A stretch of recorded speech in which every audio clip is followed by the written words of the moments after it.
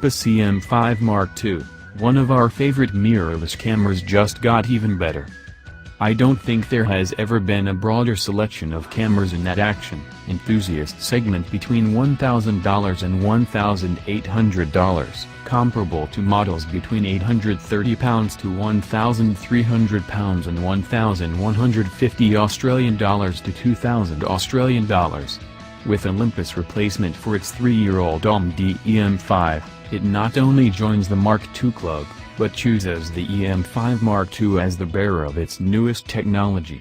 With the EM5 M2, the company takes aim at a longer list of cameras: the Canon EOS 70D, Nikon D7100 and Pentax K3 DSLRs, all pretty old, from 2013. The Sony Alpha 77 II SLT, and the Fujifilm X-T1, Panasonic Lumix GH4 and Samsung NX1 mirrorless models, not to mention its own OMD EM1.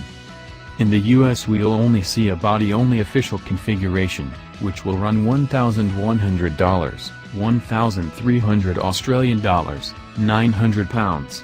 Elsewhere, there will be 3 official kits: the $1,600 weatherproof kit with the 12 to 50 mm lens, the odd 2,100/pound 1,500 Pro kit with the 12 to 40 mm f2.8 lens, and the $1,800 adventure kit with the new 14 to 150 mm f3.5/5.62 lens. The new lens replaces the way outdated version, updating with the company's current design and build, including the useful pullback manual focus collar, and with a closer minimum focusing distance of about 13 inches, 33 meters, from the front on the lens. Olympus will also offer the PRF-D58 Pro for it, a protective filter comprised of double-sided, multi-coating and blackened glass edges to suppress ghosting and lens flare. The 14 to 150 mm lens is roughly the same size, weight and price of its predecessor. It will be available standalone for about $600, $800, £550, starting in March. Improved video features. Branding the more 2015-era movie feature set as OMD Movie, Olympus has made a host of serious improvements that debut with the EM5 M2.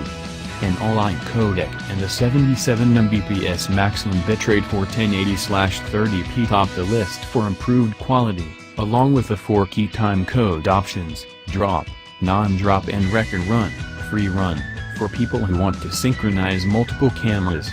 It will also support clean HDMI out at YCC 4:2:2. Keep in mind that Olympus assumes that people won't be grading, exposure and color retouching the footage from the camera. While the camera supports headphones, the connector is actually on the optional grip. Olympus also touts the camera as optimized for handheld shooting, since it incorporates the 5-axis image stabilization that the company introduced several years ago. In addition, there's a new faster, slower playback mode. Design enhancements. It upgrades to the same electronic viewfinder found on the EM1 and incorporates a lot more direct access controls on the top and a mode lever like the EM1's, plus a slightly bigger grip. The latter unfortunately still isn't as substantial as the one on the EM1. The camera is now rated to operate at temperatures down to 14 degrees/-10 degrees Celsius compared to its predecessor's 32 degrees/0 degrees Celsius rating. Olympus replaces the tilting touchscreen with a higher resolution articulated version.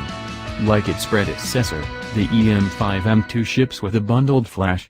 However, Olympus has beefed up the flash unit, the FLL M3, making it one of the nicer on-camera/bundled flashes available.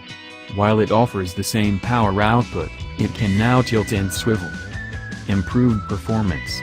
The EM5 M2 uses the 81 area contrast autofocus found in the EM1, though sadly it doesn't use the hybrid phase detection, contrast F system of that camera.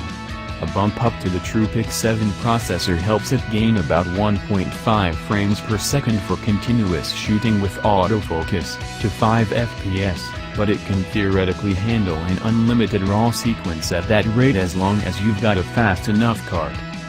New features. In a step up from the EM5, The M2 incorporates Wi-Fi.